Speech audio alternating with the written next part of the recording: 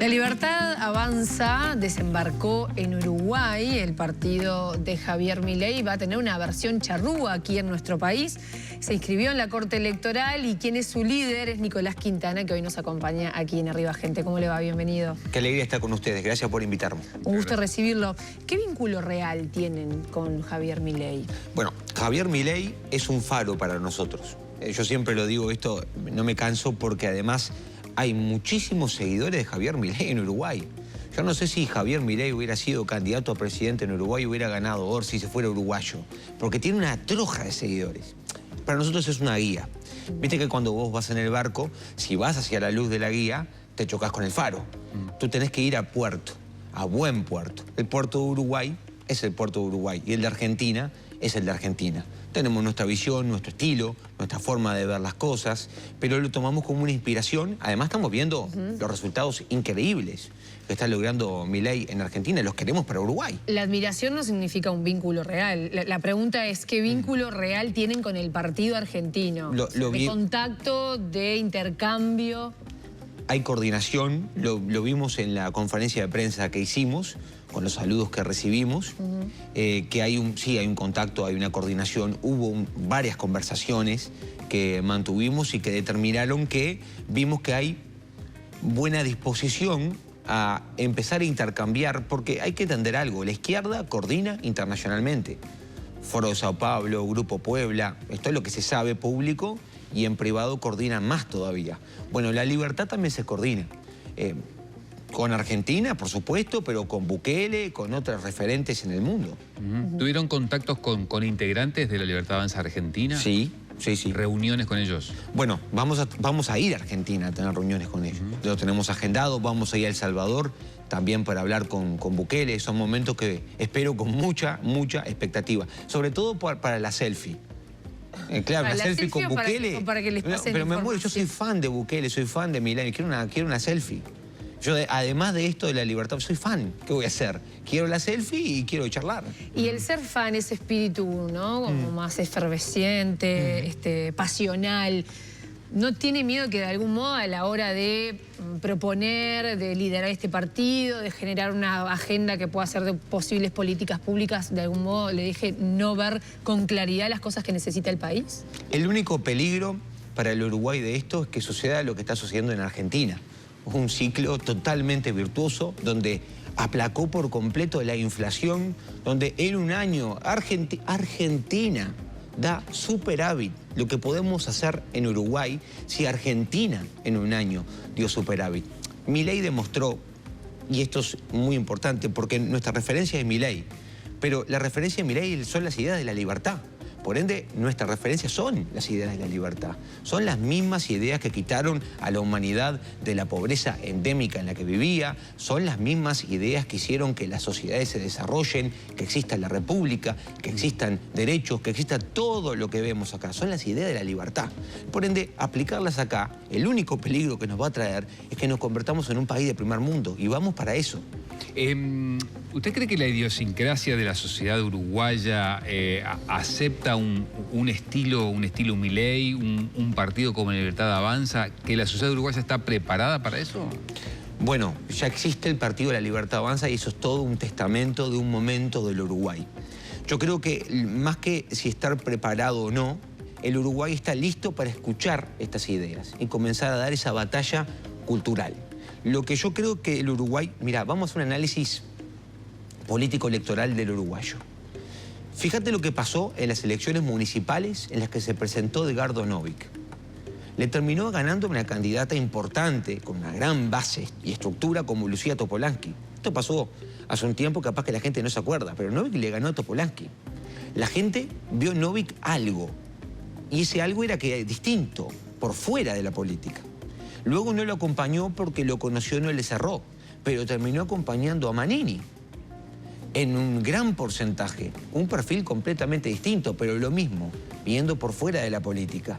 Lo conoció, no le agradó, lo dejó de acompañar y apareció Salle, ¿verdad? Entonces hay un grupo cada vez más grande del Uruguay que dice, me estoy dando cuenta que me están jodiendo acá, que acá hay algo que está armado, y está armado en mi contra. Que yo pago, y hay otros que viajan, y resulta que me entero que se roban los viáticos, resulta que me entero de que hay una tramoya por los cuales los parásitos de la política limpian de impuestos el dinero que ganan, dorándoselo primero al partido y luego el partido se lo da por abajo de la mesa. Se van enterando las pequeñas jodas de la política, los tongos, los ministerios al pedo, las oficinas de género en Inumet para hacer, en vez de pronósticos del temporal, ver si el temporal se autopercibe masculino o femenino. Todos millones y millones de dólares gastados. La gente dice, bueno, acá está pasando algo y esto hay que pasarle una gran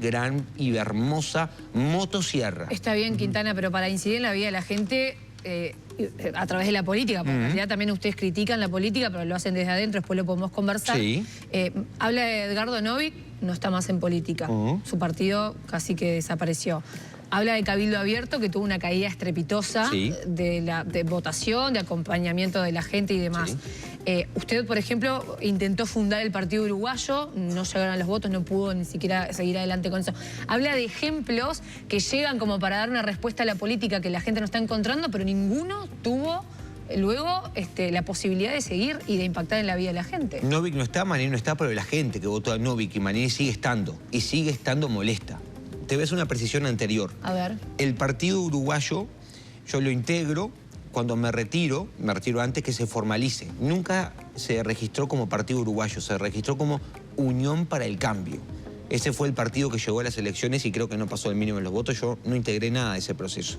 Lo que yo hice fue ser el vocero durante unas semanas y tengo las entrevistas que le estoy subiendo en mi perfil de X, donde hablé de las ideas de la libertad.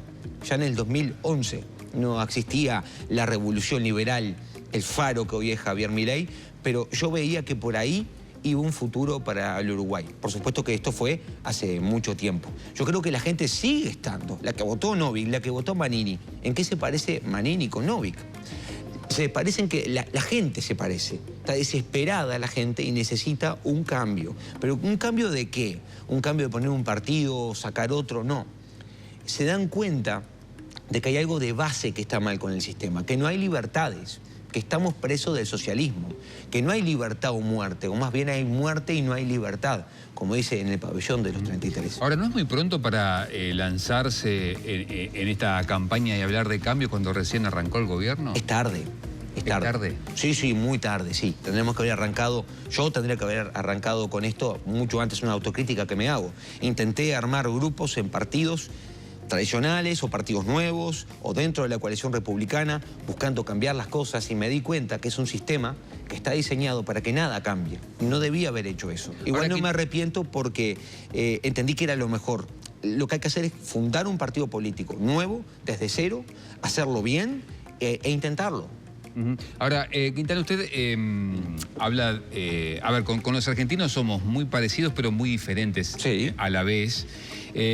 Y usted utiliza términos relativamente parecidos a los que originalmente utilizaba Milei, ministerios al pedo, parásitos, señala... ¿Usted cree que la casta? ¿Pero usted cree que eso permea en la sociedad uruguaya? ¿Que al uruguayo le gusta ese tipo de cosas? Bueno, el primer indicador es que la casta tiene miedo y te lo puedo demostrar. A ver. En la Corte Electoral ahora hay una denuncia del Partido Colorado con ampliación.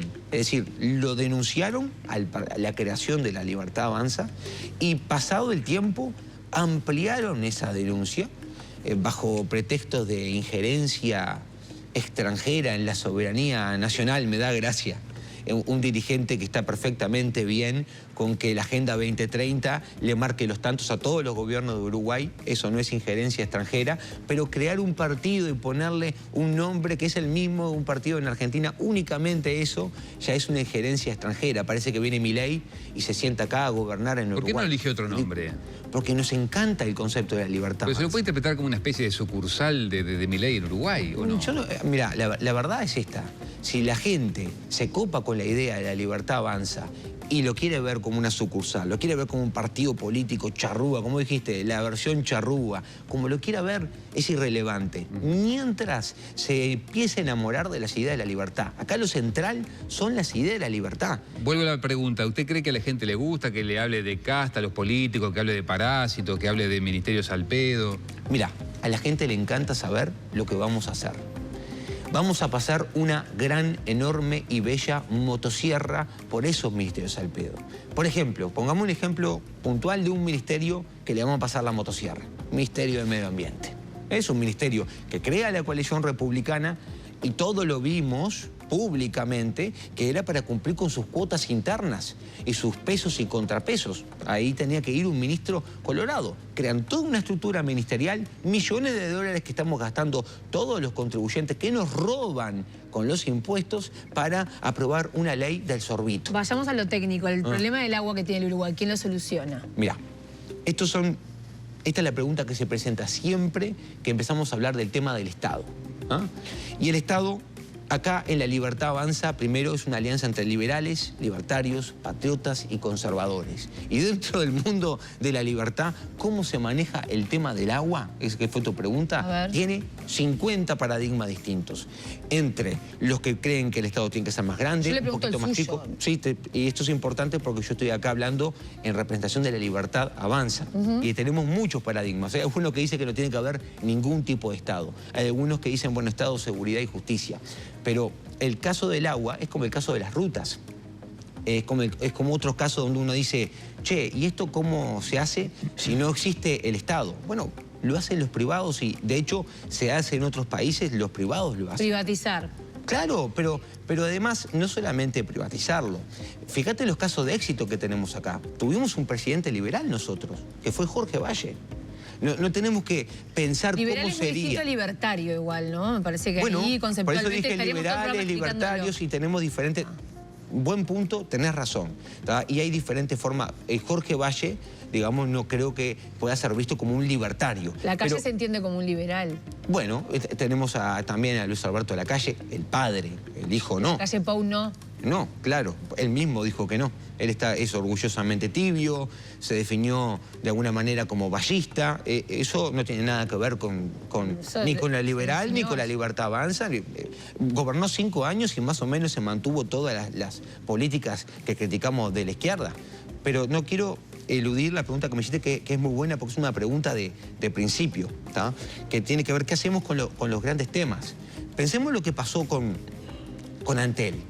La increíble revolución que se dio en este país, que permite que todos tengamos teléfonos de primer nivel, que tengamos buenos precios competitivos con la región, porque hubo un presidente como Jorge Valle que tuvo la visión de hacer una reforma. ¿Es la reforma liberal perfecta? No. ¿Es la reforma que está en la primera carilla del manual libertario? No. Pero es la que nos posibilitó que Antel pueda competir con otras empresas privadas y los beneficiados somos vos y yo. Quintana. Y Antel también, que es la primera empresa ahora. Ministerio de Ambiente, afuera. Motosierra. ¿Qué más?